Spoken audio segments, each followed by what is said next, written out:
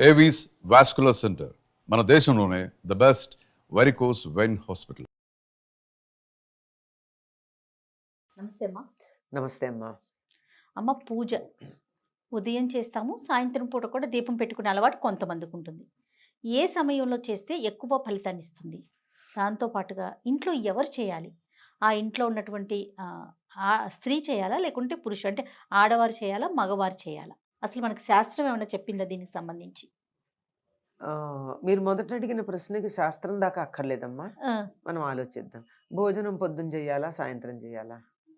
మధ్యాహ్నం చేస్తాము, నైట్కి అంటే పొద్దున.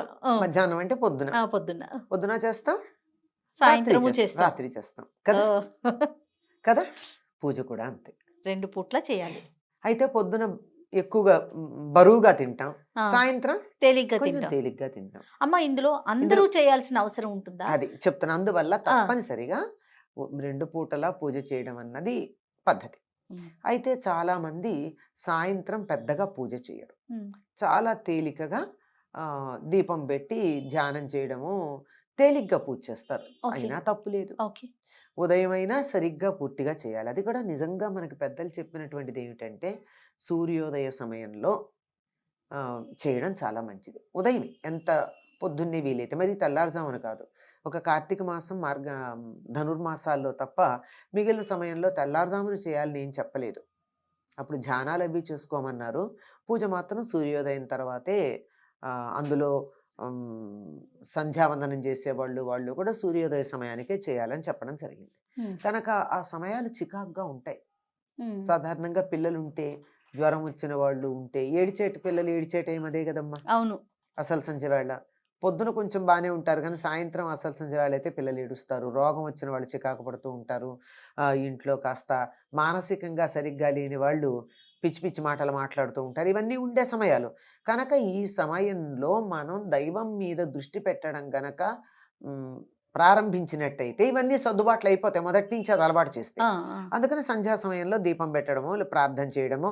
అందరూ దీపం పెట్టక్కర్లేదు కనుక ఒకళ్ళు దీపం పెడితే మిగిలిన వాళ్ళందరూ అక్కడ కూర్చొని దండం పెట్టుకోవడము, తోచిన నామం చదువుకోవడము, స్తోత్రాలు చదువుకోవడము, మొత్తానికి దైవ ధ్యానంలో సమయం గడపమని చెప్పారు, ఉదయం సాయంత్రం కూడా. మీరు ఇంకోటి అడిగారు, ఆడవాళ్ళు చేయాలా, మగవాళ్ళు చేయాలి? అయితే దానికన్నా ముందు కొంతమంది కొన్ని మాటలు నేను విన్నానమ్మా. కొన్ని కమ్యూనిటీస్ మాత్రమే పూజ చేయాలి, నిత్యం పూజ, అందరూ చేయాల్సిన అవసరం లేదు, అంత ధూప దీప నైవేద్యాలు పెట్టి అంత పూజ చేయాల్సిన అవసరం అందరికీ లేదు, కొన్ని కమ్యూనిటీస్, అంటే బ్రాహ్మణ కమ్యూనిటీ మాత్రమే చేయాలి అనేది విన్నానమ్మా. అది కరెక్టేనా? తప్పమ్మా, ఎవరైనా చెయ్యాలి, అందరూ చెయ్యొచ్చు. అయితే ఉదాహరణకి ఇప్పుడు పొలంలో పనిచేసుకోవడానికి వెళ్ళే వాళ్ళు ఉన్నారమ్మా. పొద్దున ఇప్పుడైతే 10 నుంచి 5 దాకా ఎండలో చేస్తున్నారు, కానీ పూర్వకాలం అయితే తెల్లవారుజామున వెళ్ళి 9-10 కల్లా ఎండ వాళ్ళకి లెక్క, పొద్దెక్కడమే లెక్క. పొద్దెక్కే టైంకి ఇంటికి వచ్చి మళ్ళీ తర్వాత 4ంటికి వెళ్ళి పొద్దుగుకే టైంకి ఇంటికి రావడం, అలా చాలా చల్లబాటు వేళ శరీరం అలసిపోకుండా చక్కగా చేసుకునేవాళ్ళు.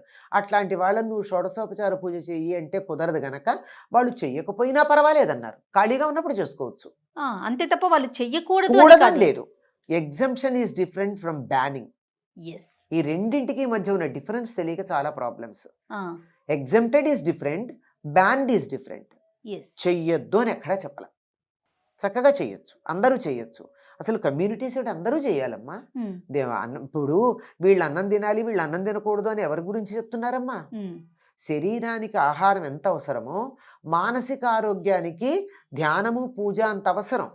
ఎవరికి అక్కర్లేదు, అందరూ చేయొచ్చు. కాకపోతే వాళ్ళు చేసేటటువంటి పనులను బట్టి, వాళ్ళకున్న వృత్తి ధర్మాలను బట్టి వెసులుబాట్లు కలిగించారు, కొన్ని రకాలైన సౌకర్యాలు కలిగించారు, కొన్ని రకాలైన ఇబ్బందులు లేకుండా మీరింత మాత్రం చేసినా చాలు అని చెప్పి వాళ్ళకి ఎగ్జంప్షన్ ఇచ్చారు. అంతే తప్ప ఇది వీళ్ళే చేయాలి, ఇది వీళ్ళు చేయకూడదు అన్నది లేదు, నియమం లేదు, ఏమీ లేదు. తప్పనిసరిగా అయితే ఈ చెయ్యగలిగినటువంటి చెయ్యవచ్చని చెప్పిన కమ్యూనిటీస్ అని చెప్పారే, వాళ్ళు కూడా రోజు చేస్తున్నారా అమ్మా?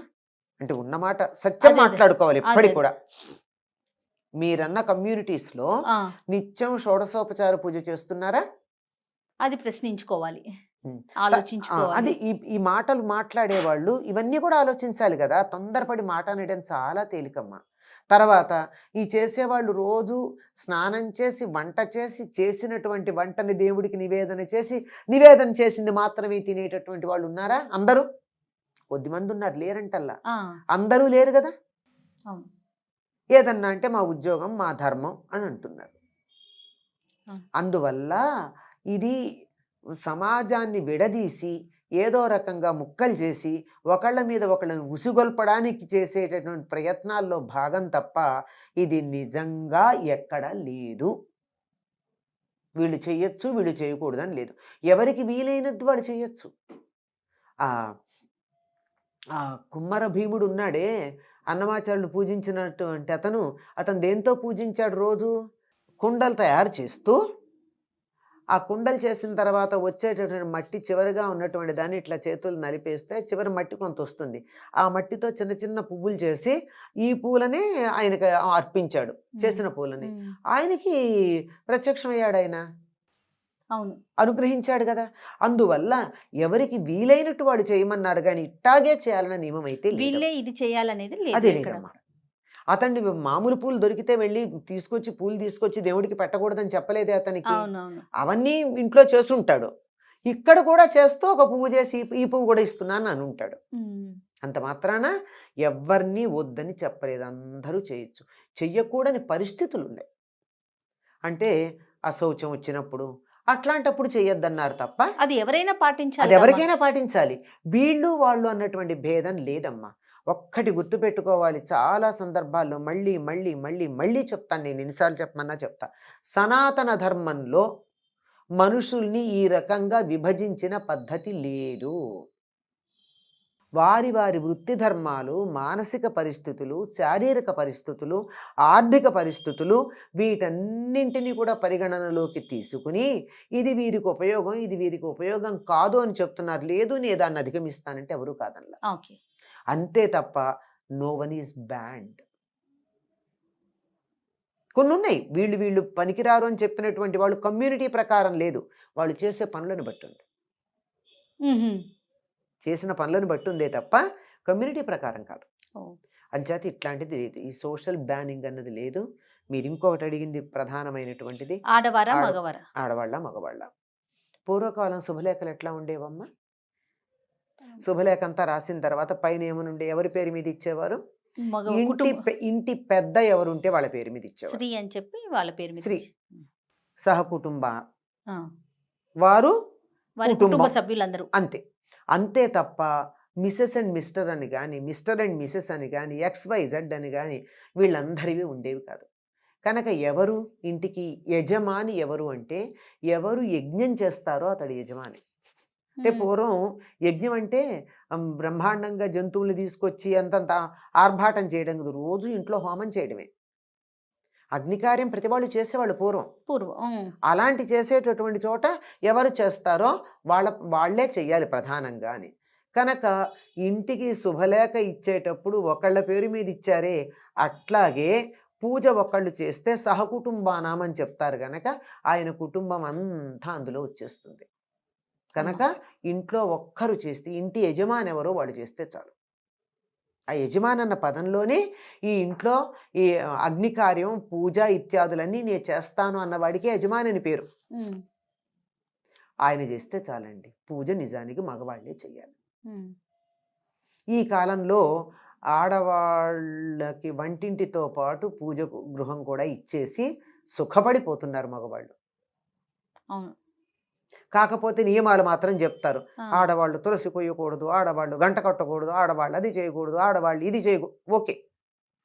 ఓకే ఒప్పుకుందాం, వాళ్ళు చేయకూడదు. చాలా సంతోషం వాళ్ళని చెయ్యొద్దంటే. మీరు చెయ్యండి, వాళ్ళు మానేస్తారు. ఏమ్మా? అవునమ్మా. వీళ్ళు చేయకపోతే కదా వాళ్ళు చేస్తున్నారు. పూజ నేను చేస్తానని ఆయన కూర్చుంటే గంట ఆయన కొడతాడు. ఎందుకు కొట్టాలి? అదే ఆయన పోబట్టే కదా. లేకపోతే గంట కొట్టడానికి పిలుచుకురావాలా? అదే కదా. మరి ఆడవాళ్ళు ఏం చేయాలి? ఆడవాళ్ళు అమరిస్తే చాలు, పూజకి సంబంధించి అన్ని అమరిస్తే చాలు. వీళ్ళకి ఏదన్నా జపాలు చేసుకోవచ్చు, స్తోత్రాలు చదవచ్చు, అన్ని రకాలు చేసుకోవచ్చు. అదే దీపం ఉంది అక్కడ, ఆ దీపం ఉన్న చోటే అదే అగరొత్తులు ఉన్నాయి, అన్నీ ఉన్నాయి. ఆ ఉన్న చోట కూర్చుని వీళ్ళు ఇంట్లో ఆడవాళ్లే కాదు, పిల్లలు పెద్దలు, ఓ కుటుంబంలో ఇవ్వాళ్ళంటే ఇద్దరు ఒంటికాయ సుంటు కొమ్ముల్లాగా ఉంటున్నారు, కానీ ఓ 25 మంది ఉండేవాళ్ళు కదా. ఇంతమంది ఉంటే ఏం చేసేవాళ్ళమ్మా? అందరూ పూజ చేసుకోవాలని ఉండదు, ఎవరికి వాళ్ళకి ఆత్మోద్ధారణ కావాలని ఉండదా? అంచేత ఇంటికి పెద్దెవరో వాళ్ళు పూజ చేస్తే మిగిలిన వాళ్ళందరూ అక్కడికి వచ్చి వాళ్ళు చేయవలసినటువంటివన్నీ స్తోత్రాలు అవన్నీ అక్కడే చేసుకుంటారు, అదే పూజాగృహంలో చేస్తారు. మళ్ళీ ఇంకో దీపం పెట్టడం అలాంటివి చేయరు, మళ్ళీ ఇంకో నైవేద్యం పెట్టడం, మళ్ళీ ఇంకొకటి అన్నీ సెపరేట్గా చేయడం ఉండదు. ఆయన చెప్పేశాడు కదా, ఒక ఆయన మొత్తం అందరికీ ఒక సంకల్పం చెప్పేశాడు కదా, సహకుటుంబానం అంటే. మళ్ళీ నువ్వు వేరే సంకల్పం చెప్పుకుంటే ఈ కుటుంబంలో సభ్యులు కారా మీరు? నేను చెప్తూ ఉంటాను, చాలాసార్లు చెప్పాను. ఎక్కడ దేవాలయాలకు వెళ్ళి పూజ చేయించుకుంటూ భర్త పేరు భార్య పేరు చెప్పి సహకుటుంబానం అని చెప్పిస్తారు. అంటే భార్య కుటుంబం వేరు, భర్త కుటుంబం వేరు అనమాట. మరి విడిపోకుండా ఆ దేవుడు అనుగ్రహం వల్ల విడిపోతున్నారు. సహకుటుంబానం అంటే సరిపోతుంది. పిల్లల పేర్లు, అందరి పేర్లు వీళ్ళు చెప్పించుకుంటున్నారు, వాళ్ళు చెప్తున్నారు, బాగా శాస్త్రోక్తంగా చేస్తున్నారని తెలిసేటట్టుగా వాళ్ళు అడిగి చేపిస్తున్నారు. దానివల్ల నిజంగా ఆ దైవానికి అక్కడ శక్తి ఉండి ఆ మాట ఉచ్చరించేటటువంటి ఆయనకు ఉపాసనా బలం ఉంటే దాని కారణంగా కుటుంబాలు విడిపోతున్నాయి అంటూ ఉంటాను నేను. ఇది చెప్పకూడదు, ఒక్కళ్ళే ఎప్పుడు చెప్తారు, ఇది శాస్త్రం దాకా వెళ్ళకుండా, ఇది శాస్త్రం చెప్పిన మాట. ఇంకా మామూలు వ్యవహారాలు ఏం చెప్తారంటే, మామూలుగా ఇల్లు అందరూ కలిసికట్టుగా ఉండడానికి ఒకే పూజ గది, ఒకే వంటిల్లు ఉండాలి. ఎవరికి వాళ్ళకి విడిగా వండుకుంటూ ఉంటే వేరు కుటుంబాలు ఉన్నట్టే. సత్రంలో ఆ పక్కన ఒక పొయ్యి పెట్టుకుని ఒకడు, ఈ పక్కన పొయ్యి పెట్టుకుని ఒకడు వండుకున్నట్టు ఒకే కప్పు కింద ఉన్న వీళ్ళ వంట వీళ్ళది, వాళ్ళ వంట వాళ్ళది అంటే విడిగా ఉన్నట్టే లెక్క. కనుక ఒక్కళ్ళే ఇంటి యజమాని ఎవరు, ఆయన చేయడానికి వీలు కాలేదు, ఆయన పొరుగురు వెళ్ళారు, ఇంట్లో ఇంకోళ్ళు చేస్తారు, ఇంకొకళ్ళు చేసినా ఒకళ్ళే చెయ్యాలి. ఎవరుంటే వాళ్ళు ఒక్కళ్ళే చెయ్యాలి. లెక్క ప్రకారం అయితే మన శాస్త్రం ప్రకారం మగవాళ్లే చెయ్యాలమ్మా. మగవాళ్ళు చేయలేని పరిస్థితుల్లో ఆడవాళ్ళు చేయాలి. చెయ్యొచ్చు, చెయ్యకూడదని చెప్పలా, గమనించాలి. ఈ మాట ఇప్పుడు మగవాళ్ళు చెయ్యాలి అనగానే వెంటనే ఆడవాళ్ళు చేయకూడదు అని చెప్పేటటువంటి వాళ్ళు, మేమెందుకు చేయకూడదని వాదనకు వచ్చేవాళ్ళు 2 పక్షాలు ఉంటాయి. అలాంటిది ఏమీ లేదు, ఆడవాళ్ళు కూడా చెయ్యొచ్చు. వాళ్ళు ప్రధానం, ముఖ్యంగా ఎవరి డ్యూటీ వాళ్ళు చేయాలమ్మా. ఆ డ్యూటీ చేసేవాళ్ళు లేనప్పుడు ఇంకోళ్ళు వాళ్ళ డ్యూటీ చేస్తారు, మానేయరు. ఎవరు చేసినా అందరికీ వర్తించేటి చేస్తారు, కుటుంబానికంతా ఒకళ్ళే చేస్తారు. లేదు నాకు రాముడు అంటే ఇష్టం, మీరు ఏదో లక్ష్మీనారాయణ పూజ చేశారు, రామాష్టోత్రం చదవలేదు, నేను రామాష్టోత్రం చదువుకుంటా, నేను లక్ష్మీష్టోత్రం చదువుకోవచ్చు, తప్పేం లేదు. కానీ మళ్ళీ దీపం పెట్టి మళ్ళీ ఇంకొక ప్రమిద పెట్టి ఇలాంటివి చేయకూడదు. చేస్తే కుటుంబం విచ్ఛిన్నం అవ్వడం అక్కడే మొదలు. రైట్ అమ్మా, సంతోషం. నమస్తే అమ్మా.